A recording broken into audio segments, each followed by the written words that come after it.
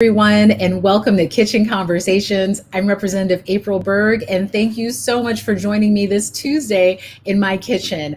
Today, we have a fantastic show. I am being joined with the amazing Council Member Linda Redmond. She is Snohomish City Council President, but she is also a thought leader in public health. We are going to have a fabulous conversation today about the intersection of climate change and public health, something on so many people's minds. And unfortunately, it's become a kitchen table issue. But before we start, I want to hand it to Linda because I want her to introduce herself. She's got a resume that is like a mile long. She's who I go to when I have questions about climate, public health, or quite frankly, anything as it relates to our local government and cities. So Linda, welcome to the show. Thank you so much, April. It's really a pleasure to be here and to be invited. It's an honor to be here with you, actually. I think that you're amazing. And I don't know that I can live up to your hype, actually. But no, thank you for that. I think you've done amazing work. I look forward to working with you again in the future. I am, as April said, council president, and started looking at environmental issues in our city, what we can do to make sure that we are not negatively impacting the environment as much as possible. That has been a sort of a developing issue for us, that we are finding different ways that we can address climate impacts and make sure that we are relying on things like renewable energy and not putting chemicals into the environment and different things like that, making sure that our water quality, especially that we release out into our environment, into our rivers, as pure as possible. But I also am the chair of the Public Health Program Policy Committee. It's a long title, for the Board of Health. And one of the things that I've really spearheaded there is looking at how our communities are being impacted by climate change. So the Board of Health is for the entire county. So even though, on council and as council president, I address what happens here in our city, my responsibility is to all of the smaller cities in District 5 of the county in my role on the Board of Health. But as chair of the Program Policy Committee, I have to look at policies for the entire county.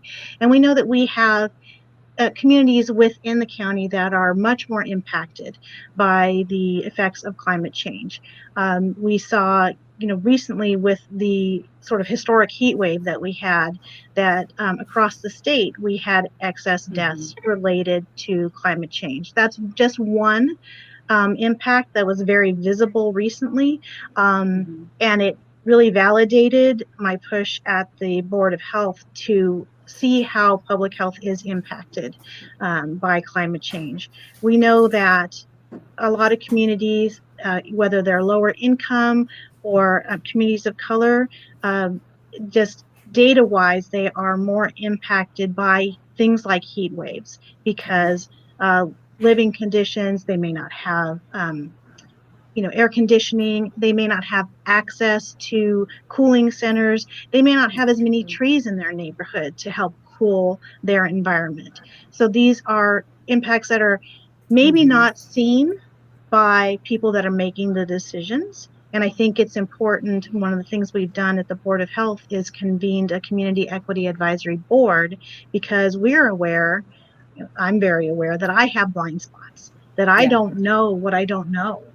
And so we're trying to make sure that we have those voices at the table that can tell us what we're overlooking and how they are really being impacted on the ground by policies that we are doing, by programs that we are offering or not offering.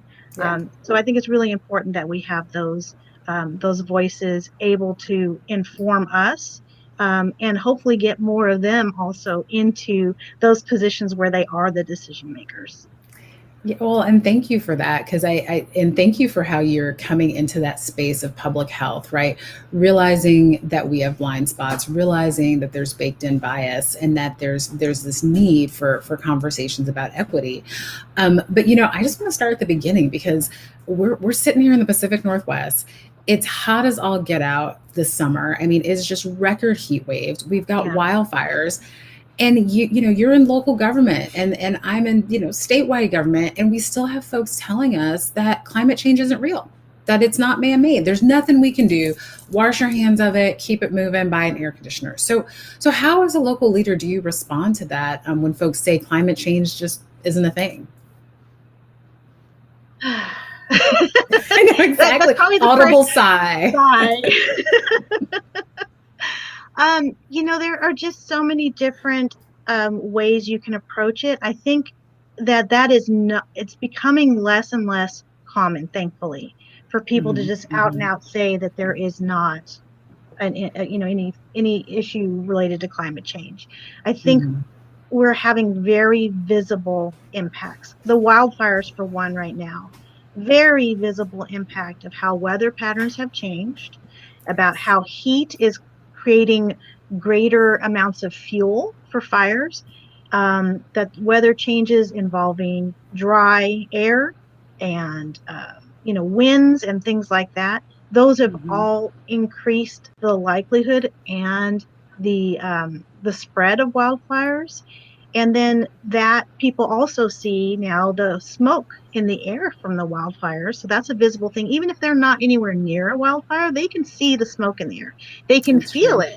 it. They know that they've got, respiratory symptoms that are kind of like Mm-hmm. allergies or kind of like a cold.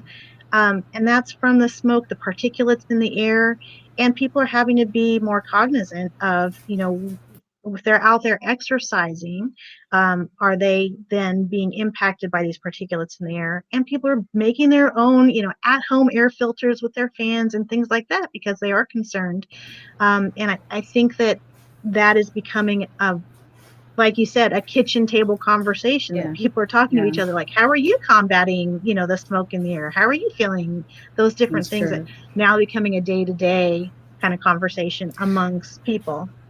It's so true. And I think of the mask conversation, the wildfires, and, we're all doing masking because of this public health crisis.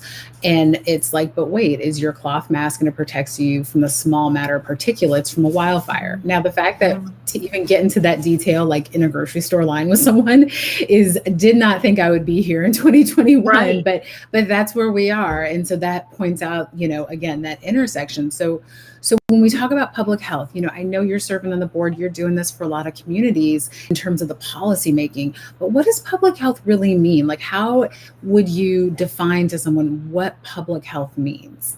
Mhm.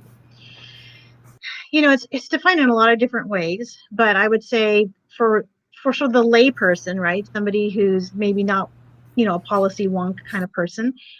It's the health that impacts entire communities, the issues of Yes. overall community health versus, individual doctor visit health.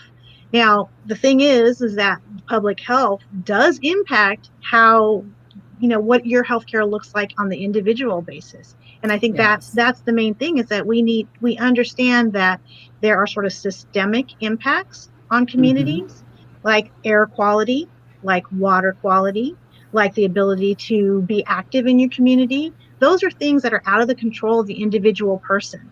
So, Mm-hmm. public health is the government trying to um, take care of the health of people at that systemic level, and so that they don't have the impacts at the individual level, then send them to the hospital, or send them to the doctor's office, or lead to chronic illness, those types of things. So it's a broader preventative focus, but it also does deal with the impact of things like, air quality. Yeah. Yeah. And thank you for that definition, because I think when I think of healthcare, just to your point, I think of my doctor, right? Like, I think of my actual, I'm going in, visiting my doctor, but I don't think about public, right? When you say public health, it's like, well, oh, wait a minute, what affects the community? But that also is going to boil down to what I'm talking to my doctor about, in my own personal health care. And to that extent, COVID and the current crisis we're in has really shown us that there are some inequities in our healthcare, that there are some inequities when it comes to how we approach, or why we have to approach climate change in a certain way. So given that, and that not, you kind of touched on this in your intro a little bit, right? Not all communities are at equal risk. And so, can you talk a little bit more about those inequities in public health that are either created by or exacerbated by climate change? Where do I start? Oh my I gosh. know that's a whole nother thing that we could be here a long time with that. But just give us a taste, because I think it's so, you touched on a couple of those really hot, hot button things, but folks really have to understand that. Yeah. So, I think I'll start with a really local example. It's not necessarily in Snohomish, but it's in our county. We have a high population of Marshallese Islanders. So they are here. They are part of what's called the Compact of Free Association. Um, they were impacted during the nuclear testing in the Yeah. Marshall Islands, and so they have access to. They can live here. Um, they're they're kind of considered like U.S. citizens, but at the same time, they don't actually have access to things like the full access to like Medicare and Medicaid. Um, so we've created a special program in Washington State to provide medical care. They are, they were impacted systemically by the nuclear issues. Plus, their islands are, sea level rise is impacting them, and so a lot are coming here because there just is not the ability to live there for them any longer. Um, so they are also one of the communities that is more susceptible to asthma. Mm, Asthma is commonly is more common in the African American community, the Latino American community, and the Pacific Islander, including the Marshallese community. So when you're looking at issues that impact asthma, you're mm-hmm. looking at also things that impact cardiovascular disease.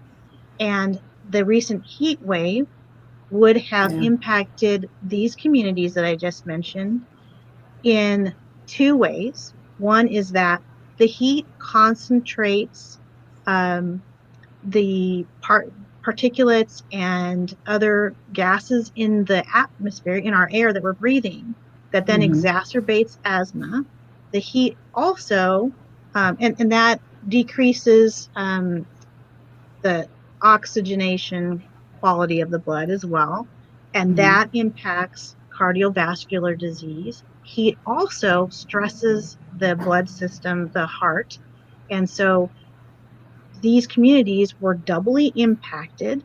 Yeah. Um, Wow. and the Marshallese don't necessarily have great, we don't have, we're not really specifically good at communicating out to them um, how to protect against Yeah. impacts from a heat wave. We're a little bit better at communicating out to, say, the Mexican American, the Latin American community, and the African American community. Um, but still, even if we are able to communicate out to them, we may not necessarily be giving the right messaging. And also, they may not have equal access to healthcare to help prevent morbidity and mortality related to the increased heat. So that was just Wow. following this one, That long one chain. line. But Yeah. that's, just starting from one location, you can see that there's this interconnected sort of Mm-hmm. interdependence, and also just sort of lack of providing service to Yeah. different Yeah. communities based on, a lot of different factors: communication, Yep. trust, those types of things. Those are all very important parts of this public health picture and how climate change impacts that. Absolutely. Thank you for that, because that I think that example of what's happened and what's being done in the Marshall Islands and how that can literally impact a community here, right here in our state. that was a trip. That was, thank you, because I think that contextualizing it like that will help folks understand how everything is connected, all the way back to when we started doing nuclear testing, where we shouldn't have been. Let's just put it that way. So not to get too So off I'm sure it took us off on like a really long tangent. Sorry. Yeah, I know, but it was a good one, and it was needed, because I think that's where we are, right? Like, why are these things connected? How do we do better? And so my question, again, for you, because you're in that public health district space, right? So now we've got this public health crisis that we're dealing with real time here. And it's because of climate change. It's because of a climate issue. So how, from a leader perspective, how do you prepare? How do you manage the risk from climate change that we see on our doorstep? So I think each locality has to look at what is most likely to occur for their community. So some communities, like my community, has a lot of trees. So we don't necessarily have the heat island effect that you see from Yeah. heat. The trees also help clean the air, right? And so those things maybe aren't as big an issue here, but we have a river, so we have flooding issues that we have to be concerned about. Flooding can impact water quality because flooding can overtop our water treatment plants and things like that.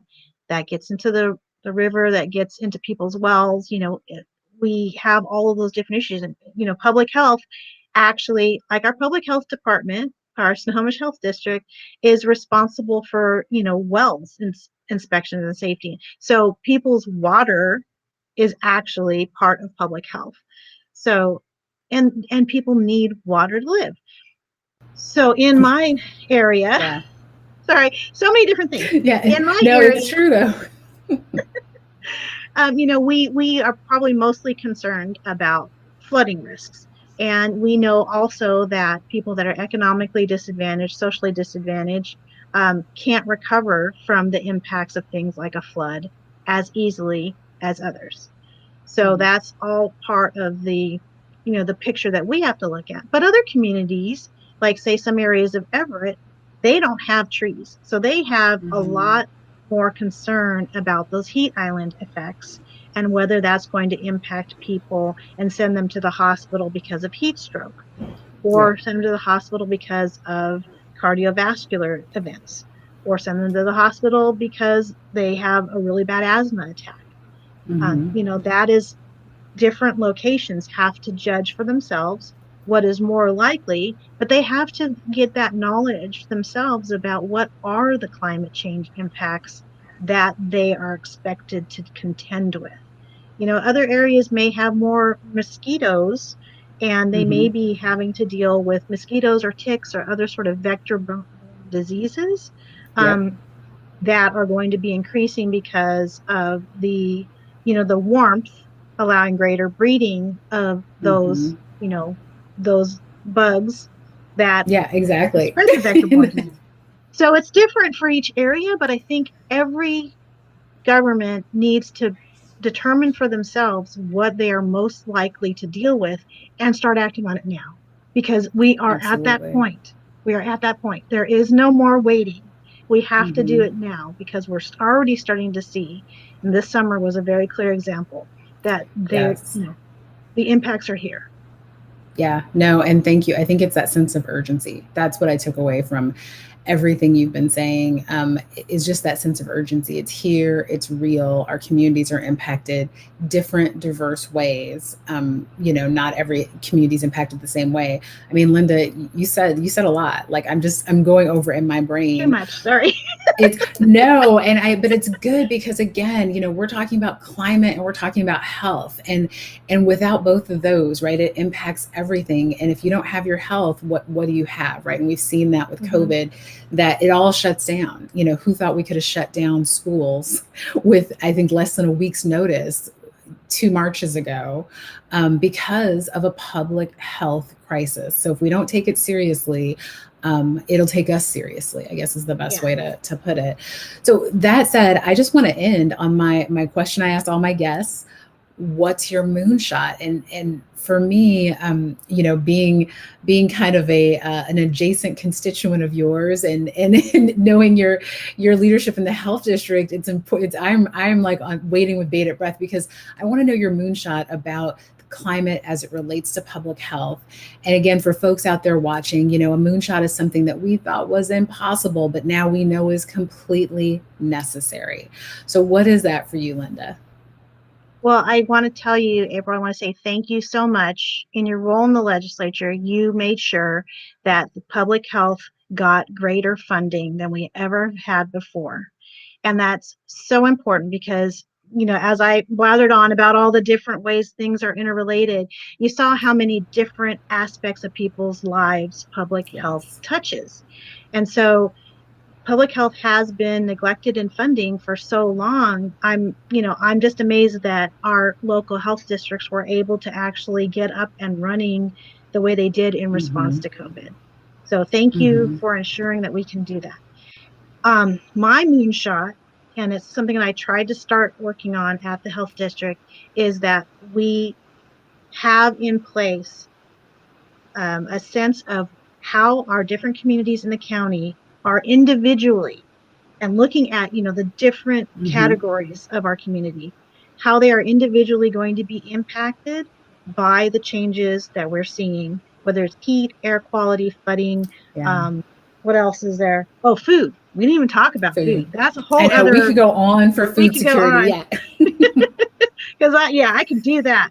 um, we we have to understand how each and every community is Yeah. impacted, not just try to have some overarching policy that really ignores marginalized Yeah. communities. We really need to make the effort to understand, recognize, document, Mm-hmm. and then put in place policies and programs for each community so that everybody is getting equitable treatment. It's just Mm-hmm. not okay anymore to say, well, this takes care of 60% of the population, Yeah. and that's good enough. We can't It's, do that because it's people's mm-hmm. lives, and it's going to become more and more urgent, and we need to get on it now. So I want to see that Absolutely. happen within the next couple of years. That's my moonshot. I don't think that will happen, Yeah. but that's my moonshot.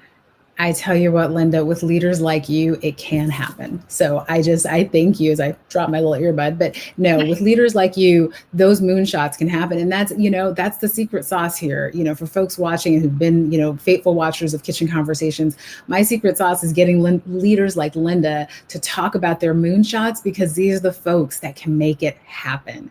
And so you're talking about kind of a bespoke approach to public health so that we get folks what they need, where they need it.